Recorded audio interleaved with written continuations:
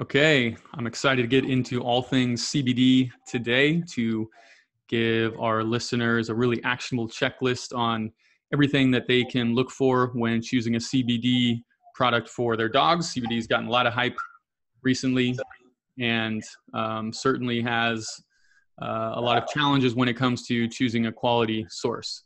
So before we get into it, a quick word from our sponsor. And this episode is brought to you by Sonny's Goldens, the first and only line of supplements specially designed for the unique needs of golden retrievers.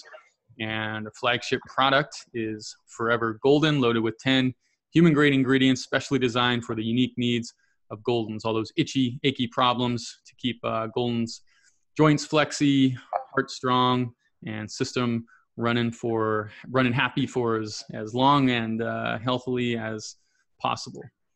And you can go to sunnysgoldens.com, use the code podcast for $10 off your first order. And today I have the good fortune of being here with my co-founder from Sonny's, Ryan Burke, who, like me, comes from the human supplement side of the industry. We've seen the good, the bad, and the ugly of the space. And Ryan has been the key contributor in formulating and vetting all of our suppliers for Forever Golden. Very deep involved process there, and we're going to get into all things CBD because he has a lot of experience there. So Ryan, why don't you say a quick hello and introduce yourself a bit more, and we'll get right into it. Yeah, of course, Tim. I appreciate you hosting me and appreciate the intro. So my background is in the human supplement industry. For the past 4 years, I've been working for a leading supplement brand, handling product development, sourcing, quality control. I believe at this time, I manage over 100 different botanical ingredients. So a lot to keep your eyes out for out there, especially depending on where it's coming from and what it is. And but hemp is one I have a good deal of a fair amount of experience with. Yeah. Great. Are we going to get Davie to do a cameo here? Can he get on? He's here. Davie, let's get you there, right? 1 second. He's not shy, but he does like attention. He does like attention. Here he is. There he is. What's up, buddy? Davie. All right. So people who are watching the video can see, but the rest of you've just got to use your imagination. What breed is Davie? Oh, he's 100% mutt. I believe I haven't done any DNA testing, but I have a strong suspicion he's a Springer Spaniel mix of some sort. So he's bird dog. Oh yeah, he's energetic and very loyal. So. All right, Ryan. So let's get right into it. Make this as actionable as possible for people listening. That's what they want to know. You know, someone walking into a pet store, or worse, just being on Amazon or coming to the website of some new hot CBD product for dogs. Every brand seems to have them these days. What are the 5 to 10 must-haves that they need to look for if they're going to make a checklist of things to look for when deciding on a CBD product? Yeah, well, I'd say number one, first and foremost, is a full spectrum extract. That way you're getting maximal benefits the hemp plant has to offer. So that means that the extract has a broad array of cannabinoids, or in theory that it has a broad array of cannabinoids, but also other compounds such as terpenes present to produce the most optimal effect. Second to that is one that contains the one that's terpene rich. So there's a phenomenon called the entourage effect, which is a synergy between a full spectrum of cannabinoids and the terpenes that maximizes the benefit of both. Third, I'd have to say an organic crop would be my preference. But if you can't find organic for whatever reason, at least verifying that pesticide and heavy metal testing has been done. Next is a company or vendor in this case that can produce a third-party COA from a reputable lab. And that testing, I'd say microbiological contaminants is a must-have, or is a no-brainer. From there, I'd expect to see heavy metals, pesticide residues, possibly solvent residues, as well as a cannabinoid assay, or in other words, potency test, as well as a terpene assay. And I think that those are the main ones. We can dive into the specifics of what else you may want to look for based on what kind of extraction method it is. Okay. Why don't we take those top 4, I think, that you gave there and just dive into them a little bit. So what are so first one was full spectrum. So what are the alternatives to full spectrum? What might someone see if they don't see full spectrum on a bottle? So like I said, I think full spectrum is the best that you can give your dog or yourself. One step below that is broad spectrum. So if I don't think your dog will be having to pass a drug test, but if someone's concerned about THC triggering a drug test, they do, or for religious reasons or whatever that may be, that they do not want to consume even legal amounts of THC. There's a broad spectrum extract where they've removed the THC. But they have found that even by removing less than 0.3% THC, that extract becomes less effective. At the very bottom, I would say, is isolate, CBD isolate. So this means that the compound is pure CBD. They have extracted it to where that's the only thing. So you're not getting any of the benefit of other compounds in the plant. And they've actually found that you need a substantially higher dose of it to provide any effect at all. Okay. So basically there's full spectrum, broad spectrum, and isolate. And, I don't think there's any, super regulation around what exactly qualifies or not, but full spectrum, from your perspective, is likely going to include THC along with a host of other cannabinoids in addition to CBD, kind of give a full effect of and more naturally represent what is in the plant naturally. Yeah, that's the ideology behind it is what's present in nature. You've ideally concentrated it and you're then consuming it in a convenient form. Okay. But at minimum, full spectrum means that it has not been concentrated. So cannabinoid testing is somewhat limited at this time, as is qualities all over the map. So say that you had 0 other cannabinoids, but it wasn't turned into an isolate, you technically have a full spectrum extract with just CBD itself. Mm-hmm. So I always like to see, the extract being made up of at least 10 to 25% additional cannabinoids in the quality crop. Okay. Terpene-rich extract. You mentioned the entourage effect, so I think people can wrap their head around, the synergistic benefits of that. But how would one evaluate that it's a terpene-rich extract just looking at a bottle or on a website? Well, ideally, the company itself has run a third-party test to determine the potency of terpenes in there. I would say that they are doing their due diligence. Hopefully that result will say anywhere between, let's say, 0.07% and 0.3% terpenes by volume, which translates to about 700 to 3,000 parts per million. But let me circle back and give a little more information about what exactly terpenes are. Terpenes are what gives, most plants or anything that has like a flavor or scent to it, that flavor or scent. So on their own, they're beneficial. They've done, research on isolated terpenes showing that certain ones are calming, while others are anti-inflammatory, others are energizing. So by themselves, they provide benefit, but that benefit's amplified when you combine it with the full spectrum of cannabinoids. Okay. Got it. Organic. Why organic? Well, so hemp is a phytoremediating crop or a phytoremediator, which means that it's actually so absorbent that it's capable of cleansing and reconditioning soil. So I have a couple farmers here in North Carolina, and North Carolina has had research plants in the ground for about the past 3 years now. So what some of the farmers here have found out is that hemp is so absorbent that it's picking pesticides out of the ground that haven't applied to crops in over 10 years. Meaning the pesticide, may not even be approved for commercial use anymore, that hemp's absorbing, and wow. lab is missing it. So I'd highly recommend organic, but at minimum, they should be able to produce a pesticide screen and a heavy metal report from the lab. Interesting. So it's almost providing a relapse of sorts of some of these old pesticides that aren't even in use. It's that powerful at absorbing. So yeah, it's a great tool when you intend to use it as such. For instance, after the Chernobyl meltdown and the soil was all irradiated, they used hemp as part of an experiment on how to recondition the soil. They used hemp intentionally to pull things out of the soil. So as long as you know what you're doing, then it can be used for your advantage one way or the other. Right. Okay. So radioactive hemp, watch out for that.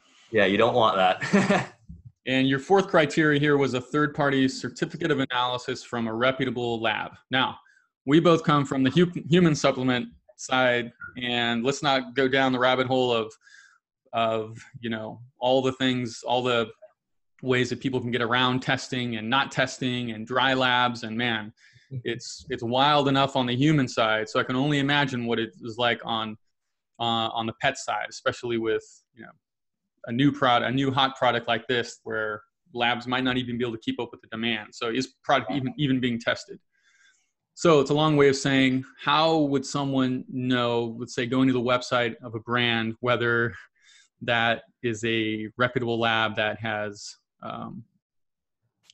that's showing their C of A on their website, if they even have a C of A? So yeah, if they even have a COA listed, which they should, definitely be sure that it's not on their company's letterhead. So a lot of people will transpose, oh, this is what it should be, and present it as a certificate of analysis when no analyses have been done. So first of all, you want to make sure that it is a third party performing that testing.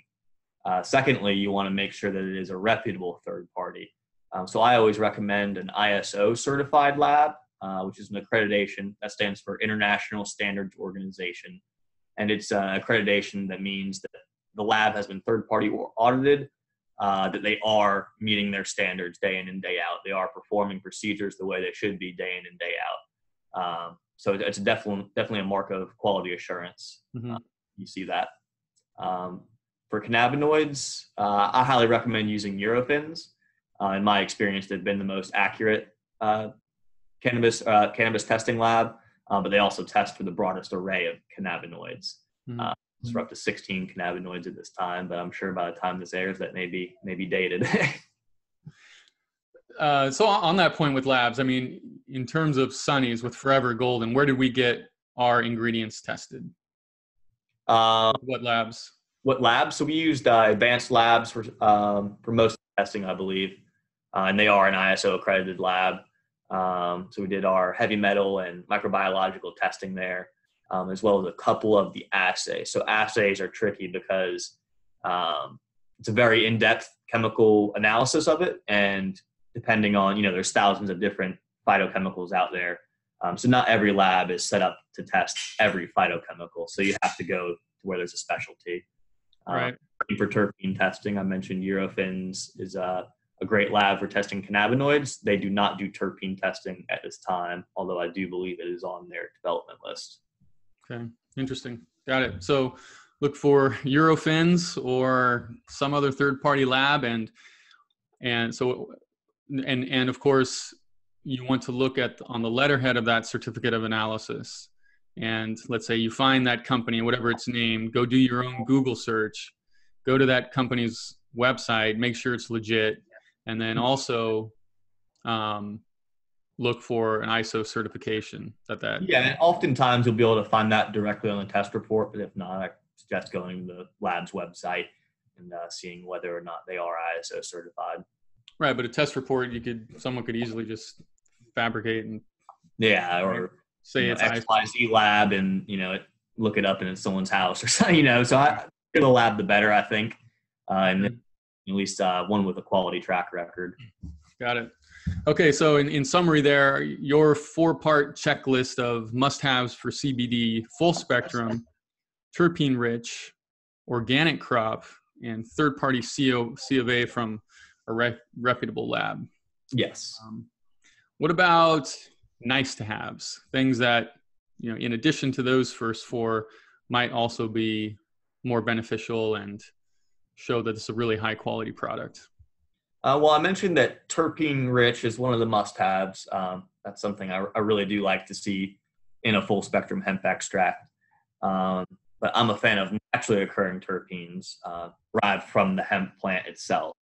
So a little known fact, even though they're very transparent about it on most labels, some are not, is that they are crafting botanical terpene blends, which means they have used isolated terpenes that then formulated back together to taste like hemp. So sorry, Davie was chewing on the camera stand. But yeah, so they've crafted isolated terpenes back to taste like hemp would taste. I'm a big fan of letting nature do its work, and just, the way the hemp plant grew is the way it was meant to be. And if the quality is up, then, those terpenes should be there. Okay. What else? Next, I'd say, there's some controversy on this one, but I'm a big proponent of indoor crop. So from the product development side, I like being able to sell a customer a product that produces the same result from time and time again. So indoor allows you to do that by controlling the environment, actually produces a higher level of CBD in the hemp crop itself, the way the light is being filtered, but also allows you to know exactly what genetics you're getting versus it's outdoor, it's being pollinated by others' crops, pollen can travel up to, several miles. So it's easy for your genetics to become adulterated versus having it very tightly controlled in an indoor environment. Aside from, that you don't have to worry about it picking out pesticides from the ground or heavy metals. So you ideally tailor the soil that's perfect for the hemp crop to thrive. Well, I'm going to challenge you on that one, because in your previous criteria, you said, letting nature do its thing. So why not go with an outdoor crop and letting the bees do whatever they do on this crop, and letting whatever pollen ends up on there and other phytochemicals might end up in the crop? Why not? Reliability and dependability. So I don't want to say, oh, wow, this did wonders for my dog's anxiety, then come back to buy it again, and then it doesn't provide the same result. So I think letting nature do its work is definitely the way to go. But when you're providing someone a standardized product that they're depending on for a health benefit, I think that some level of uniformity is necessary.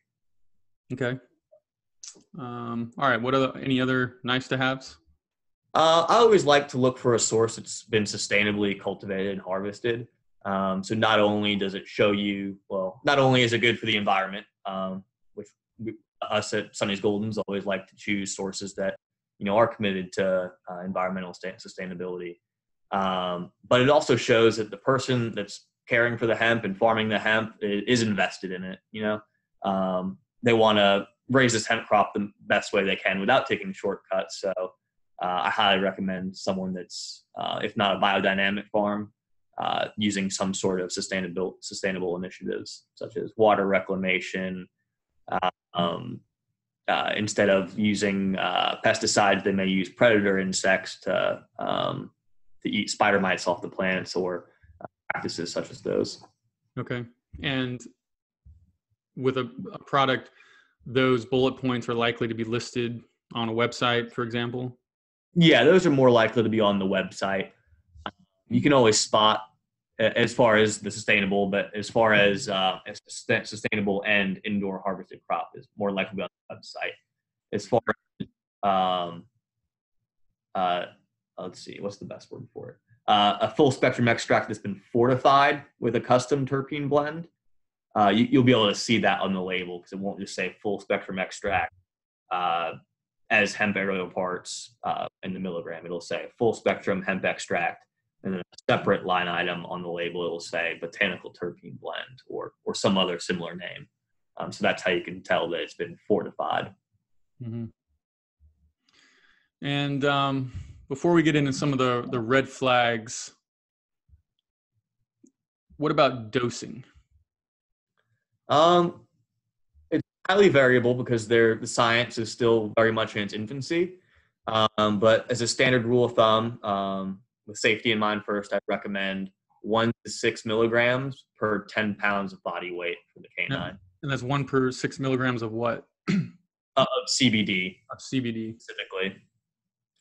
So I'd recommend, in any case, starting on the lower side and working your way up until you see the benefit you're looking for. For general well-being, you're probably okay between 1 to 3 milligrams per 10 pounds. For anti-anxiety, maybe 3 to 5 milligrams per 10 pounds, and work your way up. And then probably, 3 to 6 for chronic inflammatory conditions and chronic pain. And that's per 10 pounds of body weight? Per 10 pounds of body weight. So okay. Divide your dog, yeah. So let's say on a walk, because sometimes these labels aren't super clear. So let's go through an example. Let's say I have a 500 milligram bottle of awesome CBD oil for my dog, and the serving size on that on the bottle might say how much CBD per milliliter, usually per milliliter, right? It's usually per milliliter, and which is the size of a typical dropper. So it depends on the bottle size. Assuming it's a 30 milliliter or a 1 fluid ounce bottle, it's going to be a 1 milliliter dropper. Let's see. So 500. So in a 1 ounce bottle, we'll talk about the most standard bottle. You will have to compensate if it's a different size. But for the standard 1 ounce or 30 milliliter bottle, 500 and divide it by 30 to get the amount per serving. So in a 500 milligram bottle, you have 16.6 milligrams of CBD. Okay. And so if I have a 50-pound dog, and I'm going, the range here was 1 to 6 milligrams. So a 50-pound dog would be like 5 milligrams. So that's basically a third of a dropper to start. At the lowest dose, you're saying 5 milligrams would be required? On the lowest dose. So that would be, exactly a third of a milliliter, approximately. I believe I tend to see lower than 500 milligrams in the dog space, but 500 is typical in the human space. Okay. And, I've heard folks say in terms of administering it, to put it drop it on the gums of the dog. Have you heard one way or another of that? Versus I would second that. Drop it on the gums, underneath their tongue, using the oil or a tincture specifically. So it's CBD or cannabinoids are best absorbed sublingually, which means the mucous membranes of the mouth. So I would definitely second that recommendation. Okay. All right. So what about some red flags? So if you came across some website with awesome CBD for dog, best CBD ever, it's going to make your dog walk again, cure their cancer, all these other promises, what are some of the red flags that you would look for on a website? Well, definitely a red flag is if they don't tell you how much CBD is in the bottle. If they say, oh, this is our medium strength, extra strength, without giving you any context, that's definitely a red flag for me. Even bigger red flag if it's not properly labeled. I think we've all looked at the back of a supplement bottle or maybe a food package, and if it doesn't look like it's been done or if it's totally missing a supplement facts panel or missing other big regulatory items, and that's a definite red flag for me. It shows the company's out of compliance just from their label.